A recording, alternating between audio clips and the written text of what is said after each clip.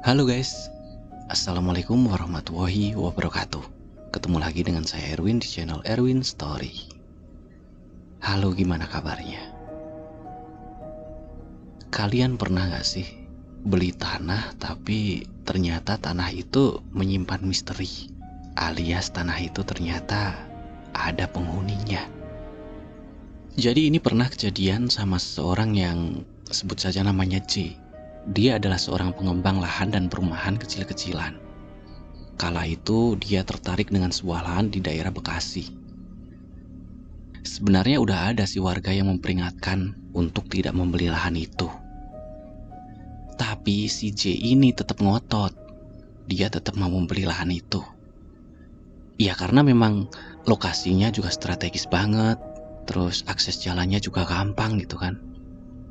Terus kalau dia bangun klaster atau perumahan di situ, itu pasti rame banget. Dan tentunya keuntungannya juga pasti banyak. Namun sampai 12 tahun lamanya, lahan itu dibiarkan kosong begitu saja. Kalian tahu kenapa? Iya, bener banget. Di lahan itu ada penghuninya. Kalian pencinta horor pasti tahu lah ya apa yang aku maksud penghuni di sini. Ya udah, yuk nggak usah lama-lama lagi. Cari posisi yang nyaman, rebahkan badan, selamat mendengarkan.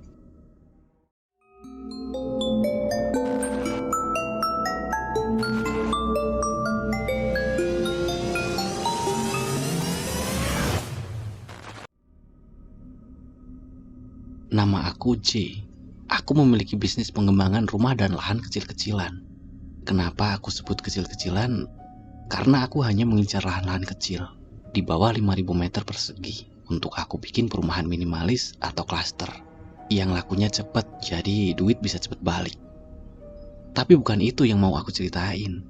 Alkisah aku hendak membangun klaster di sebuah wilayah di JA, Kota Bekasi.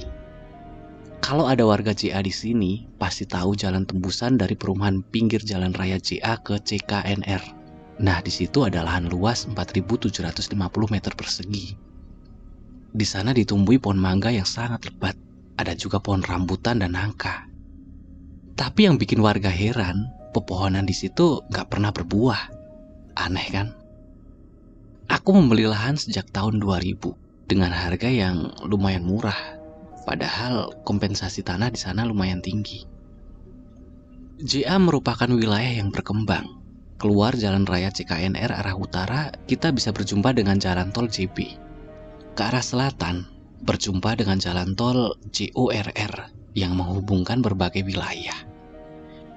Bayangin aja, kalau aku bikin klaster, sudah pasti langsung laris. Ya karena memang kawasan ini idola banget. Kalian pasti tahu lah ya, yang warga Bekasi. Tapi, sudah 12 tahun tanah tersebut tidak aku kelola. Lantaran ada sesuatu yang gak bisa aku pahami pakai logika. Jadi awal mula aku ketemu tanah ini, aku lagi jalan-jalan di malam hari. Ya gak malam-malam banget sih, sekitar pukul 20.30. Namun hanya segelintir orang yang masih beraktivitas. Jalan sudah diterangi dengan lampu. Namun lampu di depan lahan itu tidak menyala. Aku parkir mobil di pinggir, dekat dengan lahan yang dikelilingi pagar bambu itu. Sumpah, aku celingak-celinguk gak ada satupun warga yang bisa aku mintai keterangan. Di sana banyak kontrakan, tapi semua pintu ditutup. Gak mungkin juga kan aku gedor-gedor. Udah malam pula, kan gak sopan. Aku melihat lahan yang gelapnya gak kira-kira. Aku ambil senter di mobil, tapi cahaya senter aku gak menembus kegelapan di lahan itu. Padahal senter aku kualitasnya bisa dipakai dalam pertambangan dengan cahaya tembus hingga 100 meter. Tapi senter itu seolah gak berfungsi ketika menyorot ke dalam lahan. Malahan sinarnya agak redup dan lama-lama senter aku mati. Gila gak tuh? Jujur ya, aku langsung merasa merinding saat senter aku gak bisa nyala. Jantung aku deg-degan gak karuan. Aku baca doa semampu aku. Tapi lantaran ibadah juga bolong-bolong, kayaknya doaku gak terpakai deh. Masih merinding dan deg-degan. Sesaat kemudian, hendak memutuskan untuk naik mobil dan cabut, dari kejauhan sayup-sayup aku dengar suara tukang nasi goreng. Syukurlah, ketakutan aku sedikit mereda. Kemudian aku putuskan untuk beli nasi goreng itu. Ya walau gak lapar-lapar amat sih. Tapi intinya aku cuma mau tanya-tanya soal lokasi tersebut. Tukang nasi goreng sudah berjarak sekitar 20 meteran dari aku. Ternyata ada salah satu warga yang memanggil. Berhentilah dia di depan rumah warga tersebut. Udah kayak disiapin Tuhan ya. Di saat aku butuh info soal lahan ini, malah ada warga yang keluar. Kemudian aku samperin orang itu. Permisi Pak, saya C. Saya dari Tebet. Maaf mengganggu. Saya mau cari lahan untuk ngembangin klaster. Saya tertarik dengan lahan itu. Aku tunjuk ke arah lahan gelap itu. Kira-kira siapa ya yang punya? Aku sambil kasih senyum manis kepada orang itu. Sebut saja namanya Pak Dudung. Dia memandangi aku dari atas sampai bawah. Lalu dia saling pandang dengan tukang nasi goreng itu. Melihat peristiwa itu, aku langsung salah tingkah. Kayak ada yang kurang beres. Dan aku gak ngerti bagaimana mencairkan suasana tersebut. Kemudian tukang nasi goreng melanjutkan masakannya. Masuk dulu ke dalam, atau mau duduk di teras? Nanti saya ceritakan. Sebentar ya, saya ganti baju dulu. Ujar Pak Dudung yang cuma pakai kolor dan singlet itu. Duh, aku jadi gak enak. Mungkin niatnya Pak Dudung udah mau leha-leha selonjoran di depan TV, malah nerima tamu. Enggak usah Pak, takutnya malah ngerepotin, kata aku. Gak apa-apa, mari silahkan, ucap Pak Dudung. Di teras saja ya Pak, lanjut aku. Dia pun mengiyakan. Tukang nasi goreng masih lanjut masak, tapi gelagatnya ingin ikut nimbrung. Bodo amat deh. Kemudian aku melangkahkan kaki ke teras rumah Pak Dudung. Ada yang aneh di rumah Pak Dudung. Ada cermin ukuran sedang di atas rumah Pak Dudung. Aku gak ngerti gunanya untuk apaan. Cuman unik aja sih buat aku. Siapa juga yang mau ngaca di situ, iya kan? Pak Dudu sudah memakai sarung dan baju kemeja kayak kemeja jawara Betawi. Perawakan Pak Dudung gak terlalu tinggi. Badannya gemuk dengan tato titik 3 di tangan dekat jempol. Pak Dudung ke teras sambil membawa air putih. Istri saya sudah tidur. Maaf ya, cuman air putih, ujarnya. Udah, jangan repot-repot Pak, kata aku. Nasi goreng pesanan Pak Dudung sudah selesai dibuat. Dia mengambil lalu membayarnya dan dibawa ke dalam. Pengen nawarin duit saya pas cuman buat sepiring, ujar Pak Dudung sambil nyengir. Aku ikutan nyengir sambil bilang, udah Pak, gak usah repot-repot sekali lagi. Tukang nasi goreng itu berlalu, kembali berkeliling kayaknya. Sekarang di hadapan aku cuman ada Pak Dudung yang memandang ke segala penjuru arah. Ngelihat dia berperilaku seperti itu, aku salah tingkah lagi. Lalu Pak Dudung menatap aku tajam. Adik sudah cari tahu sebelumnya soal tanah itu? Tanyanya dengan mata agak dipicingkan. Belum Pak, ini mau cari tahu dari Bapak, kata aku. Kenapa kesini malam-malam? Tanya Pak Dudung lagi. Sebenarnya aku udah dari siang keliling Bekasi, cari lahan yang mumpuni. Tapi baru nemu malam ini, lantaran nanya-nanya wilayah Bekasi mana yang strategis. Akhirnya pencarian hari itu untuk sementara berhenti di JA. Aku ceritakan semua ke Pak Dudung. Lama banget. Kalau aku ceritakan di sini, nanti jadi panjang banget ceritanya. Pak Dudung cuman mengangguk-angguk. Kemudian ia berkata, "Jadi gini dek, bukan cuma adek yang mengincar tanah itu. Udah jutaan orang, jutaan pengembang. Tapi percayalah, gak ada satupun yang bisa ngebangunnya. Tanah itu emang gak mau dibangun kayaknya. Di sana ada kehidupan yang gak bisa adek lihat," ujar Pak Dudung. Setelah diam sesaat, kemudian dia melanjutkannya. "Para penghuninya bakal marah besar kalau ada yang mencoba untuk ngebangun," kata Pak Dudung serius. Aku agak merinding sih, tapi demi bisnis, aku gak peduli. Lahan-lahan lain yang pernah aku beli, ada kok cerita yang kayak gini. Namun semuanya berakhir baik. Tapi kalau adik memang berniat membelinya dan ingin membangunnya, tidak apa-apa. Yang punya namanya Haji A. Saya bisa pertemukan adik sama dia, pemilik langsung. Tapi ya belum tahu juga dijual atau tidak. Pak Dudung kemudian berjalan masuk ke dalam rumah, lalu mengambil HP miliknya mencari nomor kontak pemilik lahan itu. Aku segera menulis nomor telepon Pak Haji A dan berniat menghubunginya besok siang. Nggak pakai basa-basi. Setelah itu aku langsung pamit ke Pak Dudung karena hari udah malam banget. Di keesokan harinya sekitar jam 11 siang aku menelpon Haji A. Langsung diangkat telepon aku. "Misi Pak, dengan Pak Haji A?" "Saya J Pak. Saya semalam lihat tanah di CKNR. Saya berniat mau beli tanah itu. Kira-kira dijual nggak Pak?" ucap aku di telepon. Dari seberang telepon Haji A langsung menyuruh aku menemuinya di Bandung. Sekarang dia tinggal di sana. Haji A juga sama-sama pengembang, tapi dia lebih kencang bisnisnya. Main lahan-lahan gede dan pabrik juga. Setelah Haji A memberikan alamatnya, hari itu juga aku langsung pergi ke Bandung. Aku sampai Bandung sekitar pukul 5 sore, plus nyari-nyari alamat Haji A di CCDS Bandung. Dia menyambut aku dan langsung mempersilahkan aku duduk.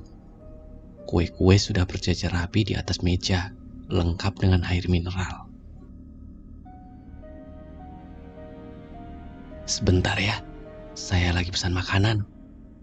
Kasihan datang jauh-jauh dari Jakarta," kata Haji A. Kali ini aku cuma nyengir karena memang aku lapar banget. Sementara menunggu makanan, Haji A ikutan duduk sambil basa-basi soal perjalanan Jakarta ke Bandung. Sekitar setengah jam basa-basi, pesanan makanan sudah datang. Dia mempersilahkan aku untuk makan. Kami berdua akhirnya makan bareng. Selesai menyantap nasi plus ayam goreng tepung, Haji A mulai tanya kepada aku, kenapa aku tertarik dengan lahannya. Belum sempat aku jawab, dia udah nanya lagi, apakah aku sudah tahu sejarah lahan tersebut. Aku cerita soal semalam ketemu Pak Dudung. Haji A cuma manggut-manggut aja. Intinya ada hal-hal mistis atau tidak, aku tetap naksir lahan tersebut.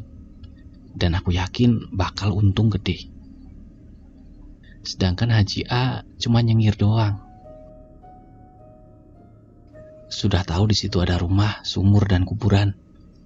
tanya Haji A. Aku menggeleng karena Pak Dudung memang gak ngasih tahu. Lagi pula aku datang ke situ malam-malam dan kebun itu tertutup sama rindangnya dedaunan pohon yang berjajar rapi. Setelah saya kasih tahu masih mau beli, tanyanya lagi. Aku mengangguk. Aku gak peduli sama demit sama konsekuensinya nanti. Yang jelas biar lahan ini jadi milik aku dulu. Senyum Haji A berangsur-angsur menghilang. Dia menghela nafas. Dia bangun dari kursi dan menuju ruangan lain. Lalu kembali ke ruang tamu sudah membawa sertifikat tanah. "Bayar aja setengah dari harga pasaran. Terus terang, saya sudah menyerah membangun lahan itu," Bulldozer dan truk-truk yang saya kerahkan pada nggak berfungsi. Sampai bulldozer saya harus diangkut truk besar karena nggak bisa nyala lagi. Cerita Haji A. Aku agak ragu jadinya, tapi ragu tersebut kemudian luntur. Sebab hawa nafsu yang ingin segera mengolah lahan itu. Apalagi prosesnya cepat banget. Haji A benar-benar mempercayakan sertifikat aslinya untuk aku bawa langsung dan divertifikasi di Badan Pertanahan Nasional di Kota Bekasi. Saya melihat kesungguhan niat adik J. Ngapain kalau nggak beli jauh-jauh sampai kemari? Udah bawa dulu, verifikasi. Kalau udah selesai tinggal bayar setengah. Adik bisa langsung ganti nama. Ujar Haji A lagi. Buset dah, aku makin semangat kan? Udah kelar ini itunya, tibalah hari yang aku nantikan. Yah, lahan itu milik aku sepenuhnya. 2 minggu setelah balik nama, sore hari tepatnya hari Jumat, aku habiskan waktu berjalan-jalan di lokasi lahan itu. Memang benar, ada sebuah rumah yang rusak banget. Rumahnya kecil, hanya ada ruang tamu, 1 kamar tidur, dan kamar mandi. Aku masuk ke rumah tersebut, dan beberapa tikus lompat keluar. Tahu nggak kalian, ketika aku masuk rumah itu, mendadak aku merinding parah. Hawa yang tadinya bau kayu lapuk, pelan-pelan berubah jadi anyir darah. Wah, ada yang gak benar ini, pikir aku. Aku segera beranjak keluar. Saat aku melewati pintu utama rumah, tiba-tiba tangan kiri aku seperti ada yang menggenggam dan meremas. Kaku dan kesemutan hebat. Bulu kuduk aku langsung berdiri semua. Aku terdiam sejenak sambil membaca doa apapun yang aku bisa. Pelan-pelan tangan aku berangsur normal, tapi leher aku jadi pegel banget. Mata aku agak kabur. Aku berusaha keluar untuk menghirup udara segar, dan berhasil. Dan akhirnya aku sampai di luar rumah itu. Waktu mendekati maghrib. Kata orang sebaiknya gak cari perkara dengan waktu ini. Tapi aku seolah gak peduli. Aku gak mau semua tahayul ini membuat aku lemah. Aku pun melangkah mendekati sumur tua yang gak terlalu jauh dari rumah rusak itu. Sekitar 5 langkah aku sampai ke bibir sumur. Tiba-tiba di atas kepalaku ada yang jatuh dan aku ambil. Tahu gak kalian itu apa? Ada 3 helai rambut yang panjangnya setinggi badan aku. Sialan gak tuh? Seketika aku langsung lemes. Bulu kuduk aku udah gak karuan. Padahal langit sore itu masih terang, tapi di dalam lahan seolah ada kegelapan yang gak bisa aku jabarkan. Rambut itu pun aku buang ke tanah, bersamaan dengan timbul wangi melati. Gila, mending gak usah dilanjutin deh kalau kayak gini. Aku pun bergegas balik arah. Sumur itu urung aku dekati. Aku bermaksud kembali menjelajah tempat ini esok paginya. Di keesokan harinya, Sabtu siang yang ceria. Wilayah sekitar situ rame, apalagi sedang ada festival burung di dekat lahan. Matahari udah paling menyengat, harusnya aku gak terlalu khawatir dong. Tapi entah, lahan itu memang misterius. Padahal gak terlalu banyak angin, tapi ketika masuk perkebunan itu, hawa dingin mulai menyergap. Aku lihat orang-orang bersorak-sorak di arena pertandingan burung. Gak ada yang peduli dengan lahan ini. Oh iya, aku lupa cerita. Pak RT setempat mencegah aku membeli lahan. Tapi setelah aku cerita kalau aku siap menanggung risikonya, beliau angkat tangan. Entah kenapa, sore itu aku pengen ketemu Pak RT yang puluhan tahun tinggal di wilayah itu. Aku minta ditemenin ngelihat sumur dan kuburan. Namun aneh, Pak RT gak mau. Dan menyuruh aku untuk kesana sendiri saja. Usut punya usut, Pak RT ternyata sudah pernah menantang penghuni situ. Dan satu persatu keluarganya meninggal secara misterius. Anjir, gila kan? Saya saranin, Mas C mending cari yang tersakti di antara yang sakti. Karena penghuni situ nggak main-main, Mas. Tutur Pak RT. Aku udah mulai berpikir kalau membeli lahan itu adalah kesalahan. Padahal aku belum mulai ngebangun. Jadi ya udahlah. Coba besok aku datengin bulldozer untuk ngeratain pepohonan. Aku minta izin dulu sama Pak RT. Dan aku minta izin dulu sama Pak RT. Mungkin warga bakal keributan suara bulldozer. Gini aja, Mas. Mending coba tebang satu pohon dulu. Pakai gergaji mesin aja dulu. Hebat kalau bisa. Kalau satu pohon sudah terpotong, silahkan potong pohon lainnya, kata Pak RT sambil tersenyum penuh arti. Nyali aku makin ciut. Aku coba ikutin saran Pak RT. Ya ketimbang datengin bulldozer sudah bayar mahal, tapi malah mangkrak. Esok harinya, Mang Aep tukang bangunan yang sudah puluhan tahun kerja sama bapak aku, kita berdua akhirnya membawa gergaji mesin untuk merubuhkan salah satu pohon yang paling dekat dengan pagar. Aku cerita ke Mang Aep kalau semua pohon berpenghuni. Hati-hati, Mang, kata aku. Mang Aep bilang kalau dia takutnya cuman sama Tuhan. Awalnya agak lega dengan perkataan Mang Aep, apalagi Mang Aep sholatnya rajin, nggak kayak aku. Sampai akhirnya dia nyalain gergaji mesin dan mulai memotong pohon mangga. Sungguh gak diduga, malah gergajinya yang terpotong jadi dua bagian.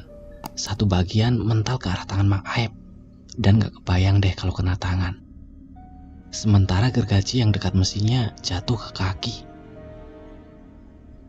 Aku histeris, karena seumur-umur Mang Aep memotong pohon, baru kali ini kejadian yang tak lazim dan hampir merenggut nyawanya. Gergaji itu langsung rusak parah, dan anehnya, batang pohon itu sama sekali tak ada yang terkelupas. Mulus kayak pohon yang belum diapa-apain. Padahal sempat terkena gergaji sedikit. Sumpah, aku benar-benar gak habis pikir. Di hari Seninnya, aku mendatangi Pak RT dan memberitahu insiden tersebut. Pak RT cuma manggut-manggut sambil bilang, saya sudah gak kaget, Mas C. Saya kaget kalau pohon itu bisa ditebang. Tapi ternyata gak bisa kan. Saya sudah kasih tahu dari awal, penunggu situ gak sembarangan, Mas. Coba minta izin malam Jumat jam 12 malam. Bawa beberapa benda, bunga kuburan, kemenyan jumlah 3 biji, air mawar, kopi hitam pahit, ayam cemani yang sudah dipotong ditampung darahnya. Ayam cemaninya biarin dalam keadaan bangkai. Darah ayam cemani itu ditaruh di mangkok tanah liat ya. Taruh semuanya di atas tampah, dekatkan di sumur. Tapi ingat, jangan ngelihat ke dalam sumur. Cukup bersimpuh di depan sumur. Pejamkan mata dan ucap mantra ini. Dia nyebutin mantranya, tapi mending gak usah dibacain ya. Takutnya disalahgunakan sama orang lain. Ingat, apapun yang terjadi, jangan buka mata sampai benar-benar azan subuh, ucap Pak RT. Kalau saya nggak ngelakuin, gimana Pak? Tanya aku. Iya gak masalah, tapi tanah itu terbengkalai begitu saja. Sama persis dengan pemilik-pemilik sebelumnya, ucap Pak RT.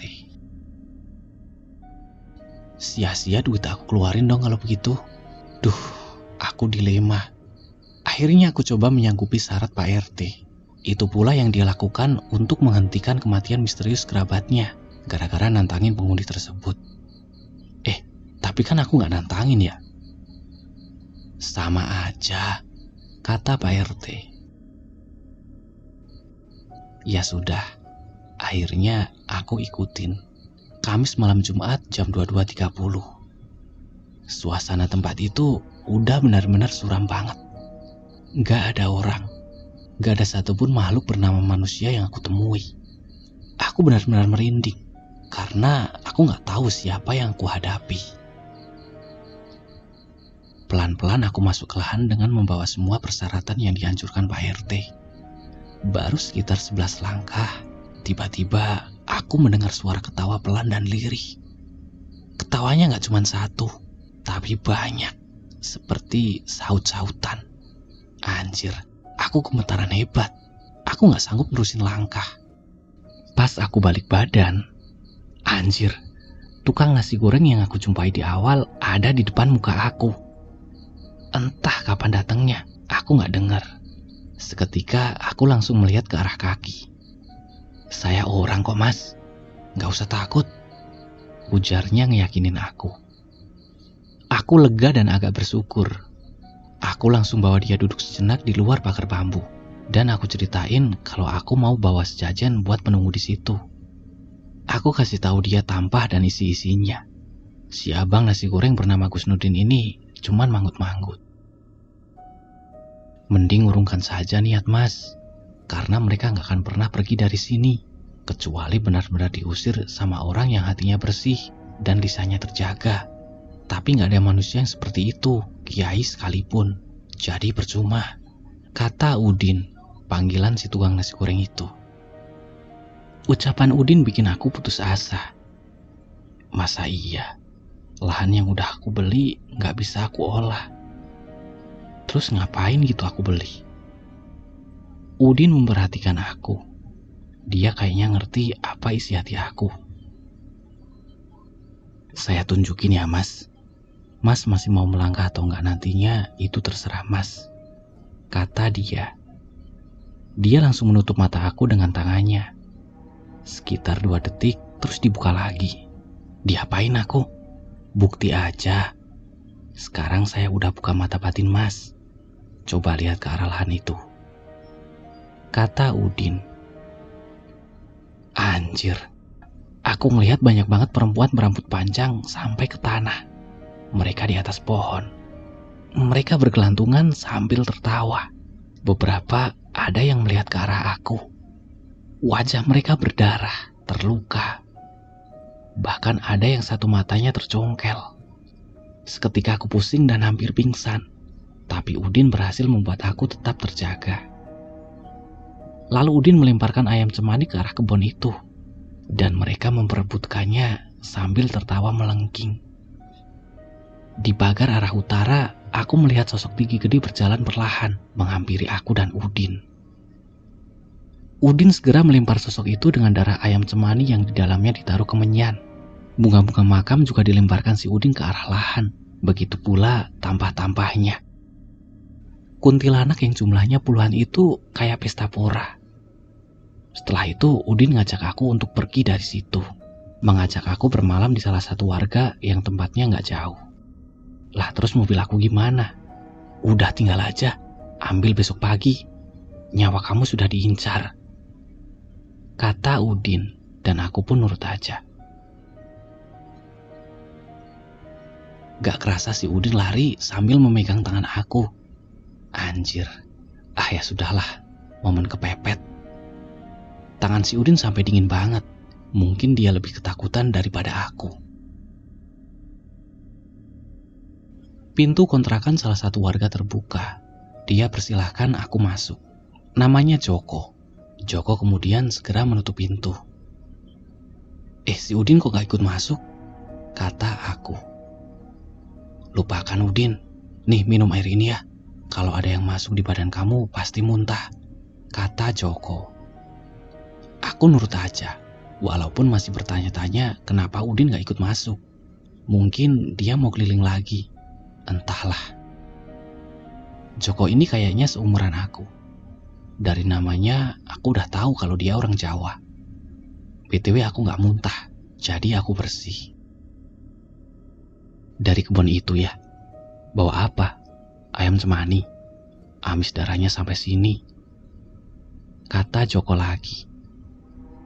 Aku cuman bengong, gak ngerti harus ngapain. Malam ini terlalu aneh buat aku. Jujur, aku gak bisa ngomong. Lalu Joko mengajak aku ambil wudhu. Aku nurut aja sama dia. Setelah itu aku sedikit lega.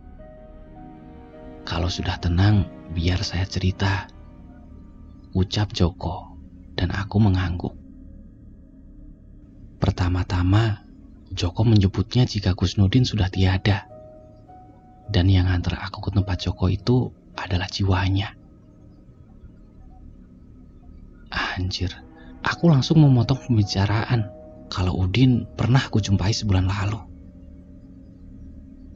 Iya, itu masih belum almarhum. Kontraknya di belakang saya tuh. Mau lihat? Joko menawarkan ke aku. Aku pun mengeleng dengan cepat. Pantesan tangannya dingin. Menurut info dari Joko, Udin meninggal karena kena guna-guna seseorang. Aku sempat mikir ke Pak Dudung atau Haji A. Tapi Joko menggeleng dan melarang aku untuk buruk sangka ke orang lain. Intinya yang tadi menyelamatkan aku karena jiwanya Udin gak terima kalau aku kenapa-kenapa. Ya Allah, baik banget si Udin. Semoga tenang jiwanya. Udin sempat cerita sama saya kalau ada yang mau beli lahan itu. Orangnya baik, gak neko-neko. Namanya Mas J. Saya sempat mendoakan Mas J supaya bisa membongkar tempat itu. Karena memang hawanya bukan main. Gelap banget.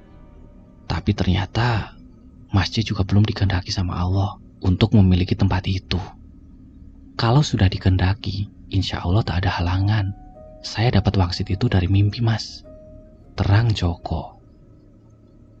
Joko menyarankan aku mandi sebelum keluar rumah untuk membersihkan hal-hal jahat yang menempel di badanku. Selesai mandi, Joko memberikan aku seperangkat baju koko dan kain sarung. Dia menyarankan baju yang aku pakai sampai dalamannya ditaruh di kantong plastik, lalu dibakar.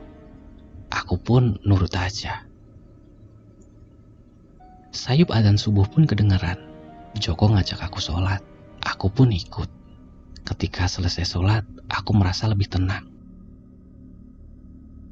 Selesai sholat, Joko mulai berani membuka pintu kontrakannya. Memang, hawanya tak lagi menakutkan seperti tadi. Sudah berbeda. Sambil membuat kopi, Joko menyarankan aku agar lahan itu dijual kembali. Nggak perlu serakah. Lahan itu memang sedang menunggu pembeli aslinya yang bisa membebaskan jiwa orang-orang yang ada di dalamnya. Itu bukan sebarang lahan, Mas. Siapa orangnya juga sudah disiapkan oleh Tuhan. Tapi bukan Mas. Jual lagi saja. Semoga yang membeli selanjutnya adalah pilihan Allah untuk keselamatan jiwa-jiwa itu, kata Joko. Aku penasaran, kenapa Joko ngerti sampai sebegitunya, sementara dia warga pendatang. Joko mengaku terbiasa berkomunikasi dengan mereka yang tak kasat mata. Jiwa-jiwa di lahan itu merupakan tumbal seorang dukun sakti yang tinggal di rumah rusak yang ada di dalam lahan itu. Dan pasti kalian sudah bisa menebak. Kuburan itu merupakan kuburan si dukun. Sementara dukun mengoleksi tumbalnya di dalam sumur. Karena tempat itu memang penuh dengan warga astral. Aku pun merenungkan kata-kata Joko.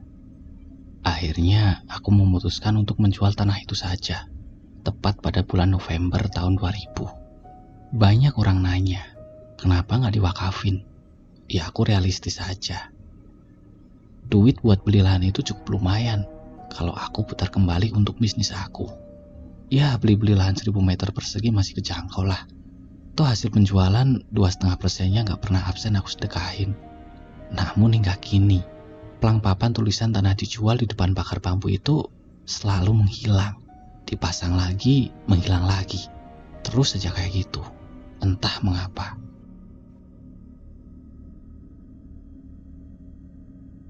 Oke, terima kasih yang sudah mendengarkan cerita ini sampai selesai.